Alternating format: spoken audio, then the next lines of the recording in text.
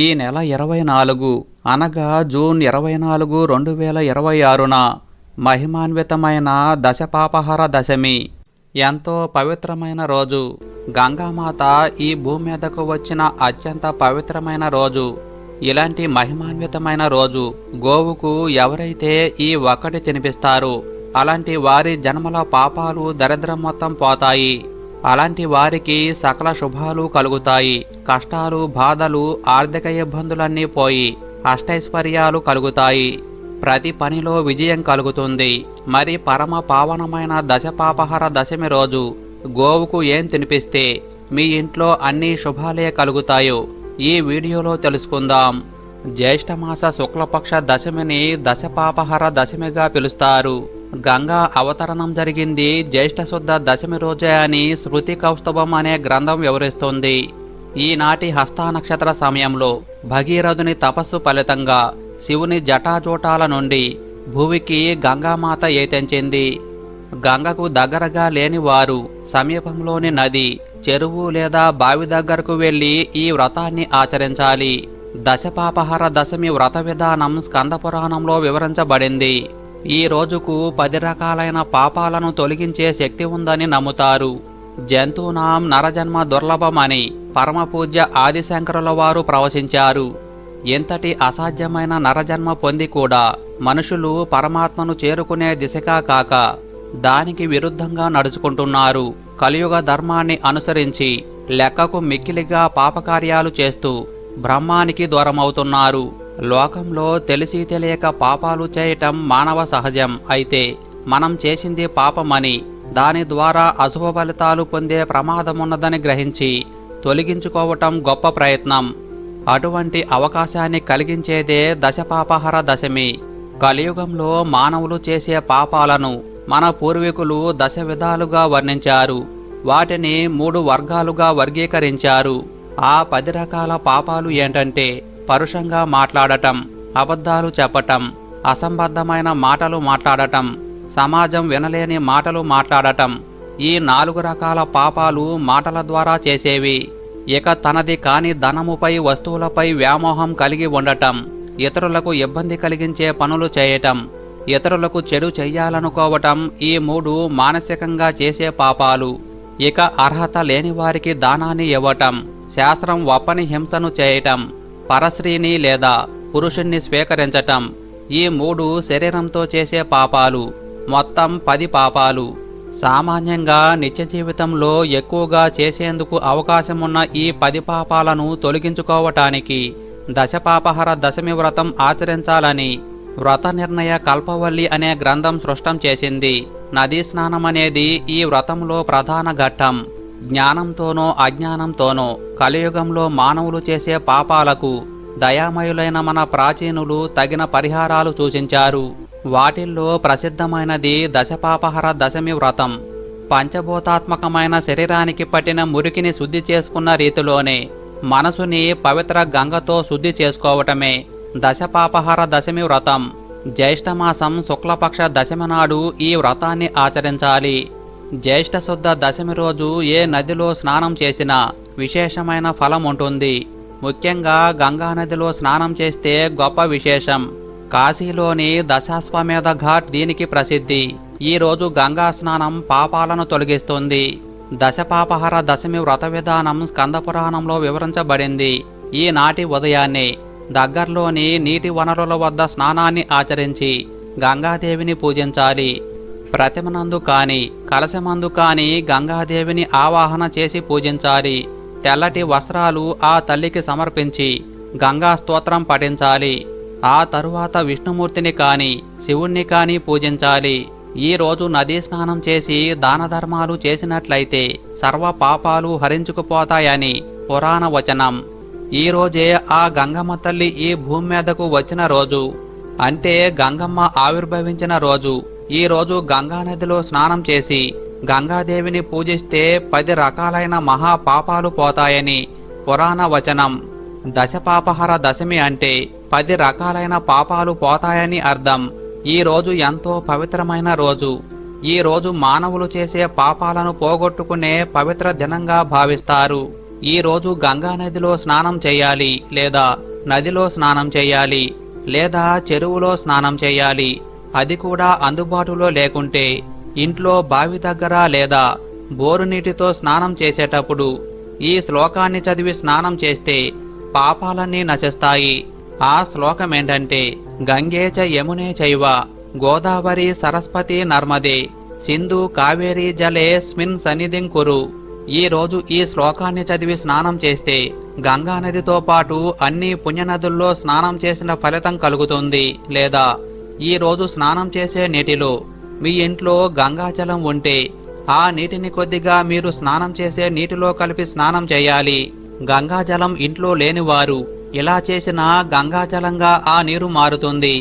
నదులలో గంగా నది పరమ పవిత్రమైంది. ఎలాగంటే గంగాజలం విష్ణు పాదాల నుండి పుట్టి శివుని శిరస్సు నుండి ప్రవహిస్తుంది.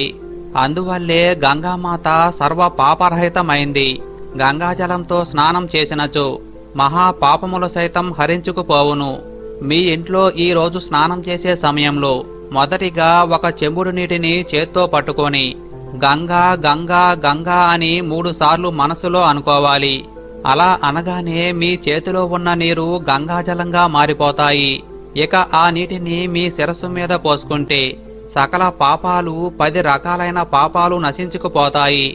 అంతేకాదు, కాశీకి వెళ్లి కాశీలో స్నానం చేసిన ఫలితం కలుగుతుంది. ఇలా స్నానం చేశాక మీరు ఇంట్లోకి వచ్చాక మళ్ళీ చేతిలో ఒక చెంబుడు నీటిని తీసుకొని మళ్ళీ గంగా గంగా గంగా అని 3 సార్లు మనసులో అనుకొని ఆ నీటిని వేపాకులతో ఇల్లంతా చల్లండి. ఇలా ఈ రోజు మీరు చేస్తే మీ ఇంట్లో ఉన్న అన్ని చెడు శక్తులు పారిపోతాయి. నెగటివ్ ఎనర్జీ పోయి పాజిటివ్ ఎనర్జీ వస్తుంది. ఈ రోజు ఇలా చేస్తే మీ ఇంట్లో వారికి అంతా మంచే జరుగుతుంది. ఏ పని చేసినా విజయం వరిస్తుంది. దైవిక శక్తులు మీ ఇంటిని రక్షిస్తాయి. అన్ని బాధలు పోయి ఐశ్వర్యవంతులవుతారు. ఈ రోజు మన శరీరానికి గంగాజలం తగిలితే చాలు మనలోని పాపాలన్నీ పటాపంచలవుతాయి. ఈ రోజు గంగాదేవిని మనసులో స్మరించుకొని స్నానం చేయాలి. ఈ రోజు ఆ మహాశివుణ్ణి, శ్రీ మహావిష్ణువును, సూర్యభగవానుణ్ణి ప్రత్యేకంగా పూజించాలి. ఎవరికైతే గ్రహదోషాలు ఉంటాయో అలాంటి వారు నల్ల నువ్వులు, బెల్లం, పేలాలు నదిలో విడిచిపెడితే గ్రహదోషాలు పోతాయి. ఈ రోజు సూర్యభగవానుడికి ఎరుపు రంగు పువ్వులను, అదేవిధంగా శివకేశవులకు పసుపు పచ్చని గన్నేరు పువ్వులతో అర్చించడం వల్ల వారి అనుగ్రహానికి పాత్రులవుతారు. ఇక ఎంతటి పవిత్రమైన రోజు ఇంట్లో మాంసాహారం అస్సలు వండకూడదు. అలా వండితే సకల దేవతల ఆగ్రహానికి గురవుతారు.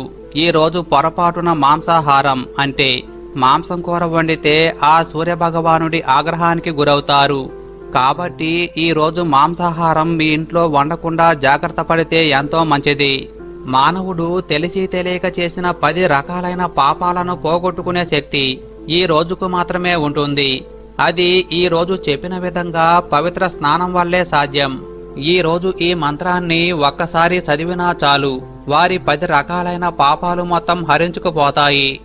ఆ గంగా మంత్రం ఏంటంటే, నమో భగవత్యై దశపాపహరాయై గంగాయై నారాయణ్యై అమృతాయై విశ్వరూపిణ్యై నందిన్యై తే నమో నమః.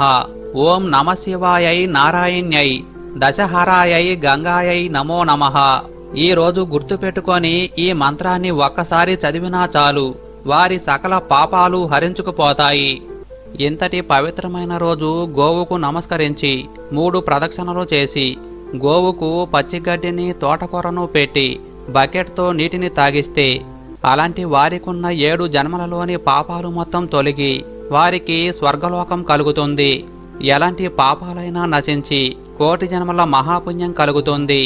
అలాంటి వారు బ్రతికినంతకాలం భోగాలు అనుభవించి చివరకు ముక్తిని పొందుతారు. స్వర్గలోకంలో 1000 సంవత్సరాలు జీవిస్తారు. అంతటి విశేషమైన రోజు ఈ దశపాపహర దశమి. ఈ రోజు గంగానది మహిమలు చెప్పుకున్న వారికి పాపభయం, రాజభయం, చోరభయం, భూతభయం మొదలైన భయాలన్నీ నశిస్తాయి. ఇలాంటి పవిత్రమైన రోజు గంగాదేవి అవతరణ గురించి పురాణ కథను విన్నా, చదివినా, చెప్పినా జన్మల పాపాలు పోతాయి. గంగ గురించి, గంగ అవతరణ గురించి ఆసక్తికరమైన పురాణ గాథలు భాగవతంలోను, దేవి భాగవతంలోనూ ఉన్నాయి.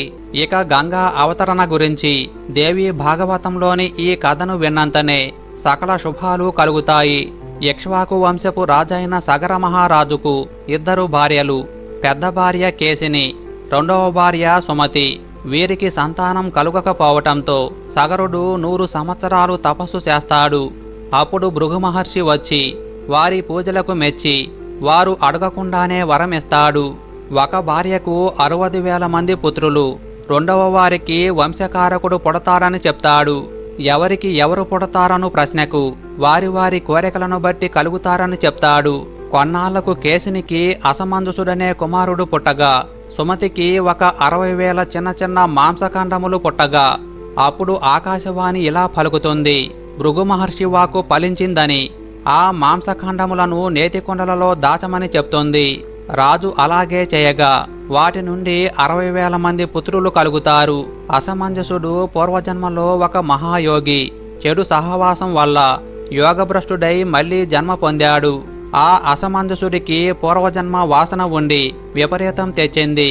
కిందటి జన్మలా ఈ జన్మలో కూడా చెడ్డ సహవాసం ఉండకూడదని తన దగ్గరకు వచ్చిన వారిని, స్నేహం చెయ్యవచ్చిన వారిని సరయూ నదిలో ముంచివేసేవాడు. అది తెలుసుకొని రాజు అతన్ని తన రాజ్యం నుండి వెళ్ళగొట్టాడు. అప్పుడు బుద్ధి వచ్చి తన యోగాబలంతో తాను చంపిన వారందర్నీ తిరిగి బ్రతికించాడు. వారంతా సజీవులై వచ్చినది చూసి సగరుడు తన కుమారుని గొప్పతనాన్ని గుర్తించి తిరిగి రప్పించుకుందామని అనుకున్నాడు. కాని అతను ఎవరికీ తెలియకుండా ఎక్కడో తపస్సు చేసుకునేందుకు వెళ్ళిపోయినందున అది సాధ్యపడలేదు. ఆ అసమంజసుడికి అంశుమంతుడనే కొడుకు ఉన్నాడు. సగరుడు తన గురువైన ఔరుని ఉపదేశంతో శ్రీహరిని మెప్పించాలని 100 అశ్వమేధ యాగాలు తలపెట్టాడు. 99 అశ్వమేధ యాగాలు చేసి 100వ యాగం ఆరంభించగా దేవేంద్రుడు వారవలేకపోయాడు. ఇక దేవేంద్రుడు యాగాశ్వాన్ని అపహరించి దానిని ఎక్కడో తపస్సు చేసుకుంటున్న కపిల మహాముని దగ్గర వదిలి వెళ్ళిపోయాడు. యజ్ఞ అశ్వాన్ని వెతికి తీసుకురమ్మని సగరుడు తన 60,000 మంది కొడుకులను పంపిస్తాడు. వారు భూమండలమంతా వెతికి అశ్వమెక్కడా కనిపించక తిరిగి వస్తారు.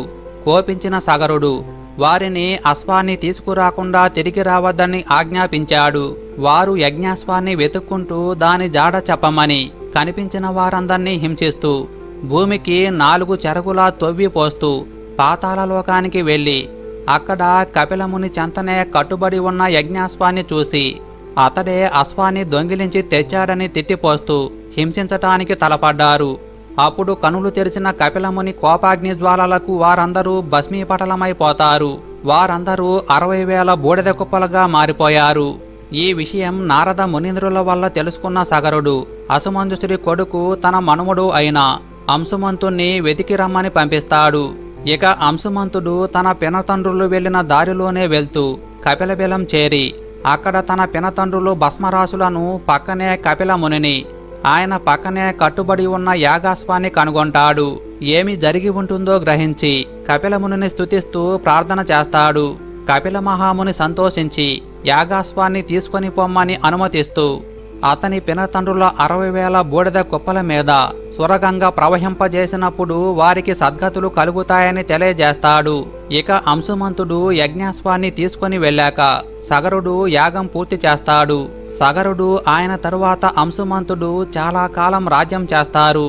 అంశుమంతుడు తన పినతండ్రులకు సద్గతులు కలిగించటానికి అడవికి పోయి తపస్సు చేస్తూ సురగంగకై ప్రార్థిస్తూ కోరిక నెరవేరకుండానే చనిపోతాడు. అతని వలె అతని కుమారుడు దిలీపుడు కూడా ప్రయత్నించి కోరిక తీరకుండానే చనిపోతాడు. ఇక దిలీపుడి కొడుకైన భగీరథుడు పిల్లలు లేని కారణంగా రాజ్యాన్ని మంత్రులకు అప్పగించి గోకర్ణ క్షేత్రానికి పోయి బ్రహ్మను ప్రార్థిస్తూ 10,000 సంవత్సరాలు తపస్సు చేస్తాడు. అతని తపస్సుకు మెచ్చిన బ్రహ్మదేవుడు ప్రత్యక్షమై ఏం వరం కావాలో కోరుకోమంటాడు.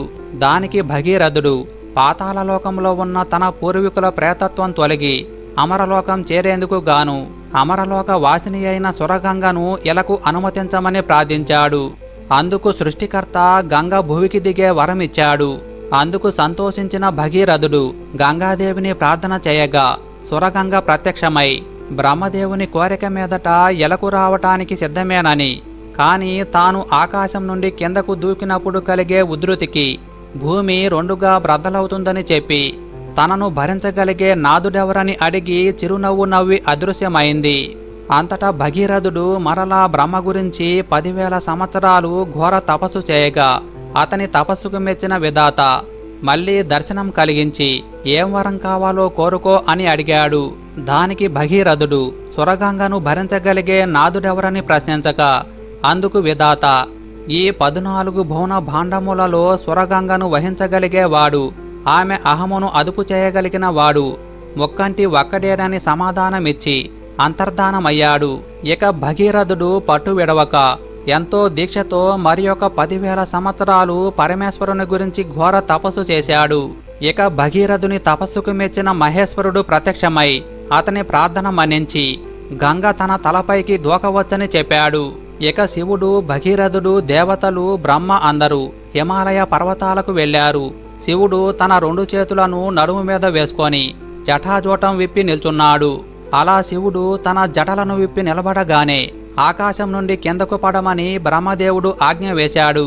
అందుకని గంగ మంచి ప్రవాహంతో ఆకాశం నుండి బయలుదేరింది. చాలా వేగంగా వచ్చేస్తుంది. క్రింద నిల్చున్న పరమశివుణ్ణి చూసి నవ్వుకుంది. తన ప్రవాహ బలం తెలియక శివుడు జటాజూటంలో బంధించటానికి నిలబడ్డాడు. తాను ఒక్కసారి కిందకు దూకితే ఆ శివుడి తల బద్దలవుతుందని ఆ శివుణ్ణి తన ప్రవాహంలో పాతాళానికి ఈడ్చుకుపోవాలని అనుకుంది. హిమాలయమంతా పరమ పవిత్రమైన తన జటాజూటాన్ని పెద్దగా విస్తరించాడు శివుడు. ఇక గంగ ఒక్కసారిగా ఆకాశం నుండి శివుడు జటాజూటంలోనికి తన ప్రతాపం చూపిద్దామని మొసలతో, తాబేలతో, ఎండ్రకాయలతో, కప్పలతో సహా దూకింది. పరమశివుడికి గంగ మనసులో ఉన్న భావం అర్థమైంది. గంగ అహాన్ని అణచాలనుకున్నాడు. గంగా ప్రవాహాన్ని తన జటాజూటంలో కట్టడి చేశాడు. శివుడు విప్పిన జటాజూటంలో గంగ సుడులు తిరుగుతూ 1 సంవత్సరం పాటు ఉండిపోయింది. ఎంత నీరు పడినా ఒక్క చుక్క కూడా గంగ కిందకు పడలేదు. దేవతలు, బ్రహ్మదేవుడు, భగీరథుడు గంగ కిందకు పడుతుందని ఆకాశం వైపు చూస్తున్నారు. అలా 1 సంవత్సరం గడిచింది. ఇక భగీరథుడు వేచి చూసి బ్రహ్మదేవుణ్ణి అడుగగా శివుడు గంగ అహంకారం తొలగించటానికి ఆమెను తన జటాజూటంలో బంధించాడని చెప్పాడు. మళ్ళీ తపస్సు మొదలుపెట్టాడు భగీరథుడు. తపస్సు చేసి శివ, గంగ రోషం బాగానే ఉంది, నీ ప్రతాపము బాగుంది, ఎప్పటికైనా గంగను విడిచిపెట్టు అన్నాడు. ఇక భగీరథుని మీద దయతో తన జటలను విదిలించాడు కారుణ్యమూర్తి. అప్పుడు ఆ జటలలో రంధ్రాలు ఏర్పడ్డాయి. ఆ రంధ్రాల నుండి బయలుదేరింది పావన గంగ. భగీరథుడి మాటలు విన్న పరమశివుడు గంగను హిమాలయ పర్వతాలలో బ్రహ్మదేవుడి చేత నిర్మింపబడిన బిందు సరోవరంలో పడేలా విడిచిపెట్టాడు. శివుడు తన జటాజూటంలో ఉన్న గంగను విడిచిపెట్టగానే గంగ పెద్ద శబ్దం చేసుకుంటూ మొసళ్లతో, ఎండ్రకాయలతో, చేపలతో, పాములతో సుడులు తిరుగుతూ మంచి నురగతో ఆ శబ్దం విన్నా చూసినా భయం వేసేంత ప్రవాహంతో గంగ భూమి మీద పడింది. ఈ విధంగా గంగ భూమి మీదకు పడగానే దేవ, గంధర్వ, యక్ష, కిన్నెర, కింపురుషులు, ఋషులు, మునులు, మనుష్యులు, పాపం చేసి నరకంలో శిక్షలు అనుభవిస్తున్న వారు అందరూ ఆ గంగలో స్నానం చేయటానికి, గంగ నీటిని త్రాగటానికి పరుగులు తీస్తున్నారు. మహామహా పాతకాలు చేసిన వారు గంగలో స్నానం చేయగానే వాళ్ళ పాపరాశి కాలిపోయి మంచి శరీరాలు పొంది దేవలోకాలకు వెళ్ళిపోతున్నారు. ఆ ప్రవాహ వేగాన్ని తట్టుకోలేని వారు, ముసలివారు స్నానం చేయటం కష్టమని గంగ నీటిని తల మీద చల్లుకుంటున్నారు. అలా వారు చల్లుకోగానే వెంటనే ఊర్ధ్వలోకాలకు వెళ్ళిపోతున్నారు. గంగలో స్నానం చేయటం ఆలస్యం. మంచి శక్తులను పొంది పవిత్రులై ఆకాశంలోకి ఎగురుతున్నారు. గంగ ఎంత పవిత్రమైంది ఎందుకంటే శివుడు శరీరాన్ని తాకింది, ఆయన జటాజూటం నుండి పడింది. పరమశివుణ్ణి తాకటం వల్ల గంగ పరమ పవిత్రమై గంగను ఇతర జలాలలో స్మరించినంత మాత్రం చేతనే ఇతర జలాలను కూడా పవిత్రం చేయగల శక్తి లభించింది. నదుల యొక్క మార్గాన్ని నిర్దేశించగల అధికారం ఒక్క బ్రహ్మదేవుడికే ఉంది. సృష్టి ప్రారంభంలో ఆయనే నదీ ప్రవాహ మార్గాన్ని నిర్దేశించాడు. బిందు సరోవరం నుండి గంగ 7 పాయలుగా చీలి ప్రవహించింది. ఒక పాయ భగీరథుని రథం వెంట పరుగులు తీస్తూ సాగింది. దేవతలందరూ ఆకాశంలో గంగా ప్రవాహం వెనుక వెళ్తున్నారు. బంగారం వంటి రంగుతో, పెద్ద శబ్దంతో, మంచి పొంగుతో, అలలతో పక్కన ఉన్న నేలను తుంపర్లతో తణువుకుంటూ భగీరథుడు ఎటు వెళ్తే గంగ అలా వెళ్తుంది. ఇలా సాగిపోతున్న గంగా ప్రవాహ శబ్దం ఒక్కసారిగా ఆగిపోయింది. భగీరథుడు వెనక్కి తిరిగి చూశాడు.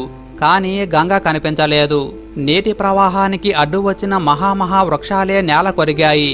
భగీరథుని రథం జాహ్నముని ఆశ్రమం పక్క నుండి వెళ్ళింది. గంగ కూడా జాహ్న మహర్షి ఆశ్రమం పక్క నుండి వెళ్ళింది. గంగా ప్రవాహంలో జాహ్న మహర్షి ఆశ్రమం కొట్టుకుపోయింది.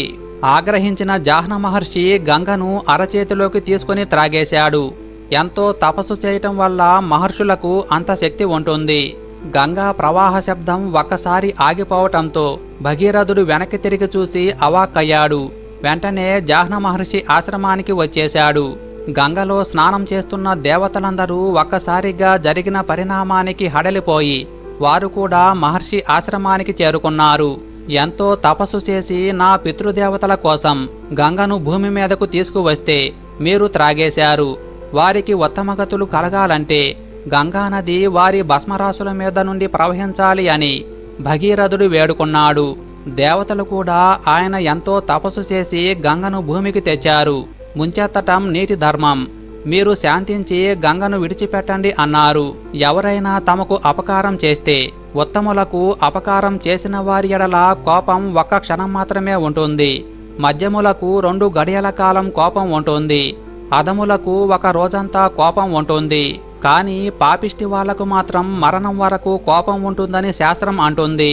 మహానుభావుడు జాహ్న మహర్షి ఉత్తముడు కనుక ఆయన వెంటనే శాంతించి భగీరథ నీ కోసం గంగను విడిచిపెడుతున్నాను అని తన కుడి చెవి నుండి విడిచిపెట్టాడు. జాహ్న మహర్షి చెవి నుండి పుట్టింది కనుక గంగ జాహ్నవి అయ్యింది. మళ్ళీ భగీరథుడు రథం ఎక్కి ముందుకు కదిలాడు. గంగ ఆయన రథాన్ని అనుసరించింది. మళ్ళీ గంగలోకి దిగి స్నానం చేసేవాళ్ళు స్నానాలు చేశారు. చివరకు భగీరథుడు తన రథాన్ని పాతాళలోకంలో తన పితృదేవతల భస్మరాశులున్న ప్రాంతానికి తీసుకువెళ్ళాడు. ఇక గంగ ఆ 60,000 మంది బూడిద కుప్పల మీద నుండి ప్రవహించగానే వాళ్ళందరికీ ముక్తి లభించి వాళ్ళ ఆత్మలు స్వర్గలోకాలకు వెళ్ళిపోయాయి.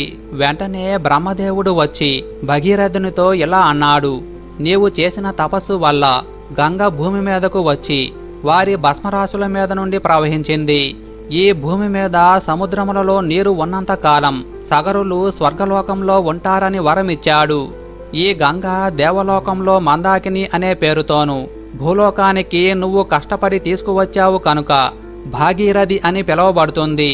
పాతాళంలో భోగవతిగాను ప్రసిద్ధికెక్కుతుందని బ్రహ్మదేవుడు భగీరథునితో పలికాడు. దీనిని ఉద్దేశించే గంగకు త్రిపదగ అనే పేరు వచ్చింది. త్రిపదగ అంటే 3 లోకాల్లో ప్రవహించేది అని అర్థం. శివుడు గంగను విడిచిపెట్టినప్పుడు గంగ 7 పాయలుగా విడిపోయింది. అందులో 3 పాయలు తూర్పు దిక్కుకు వెళ్ళిపోయాయి. వాటికి లాదని, నలిని, పాదిని అని పేర్లు. 3 పాయలు పశ్చిమ దిక్కుకు వెళ్ళిపోయాయి. వాటిని సుసక్షువు, సీత, సింధువు అని పిలువబడుతున్నాయి.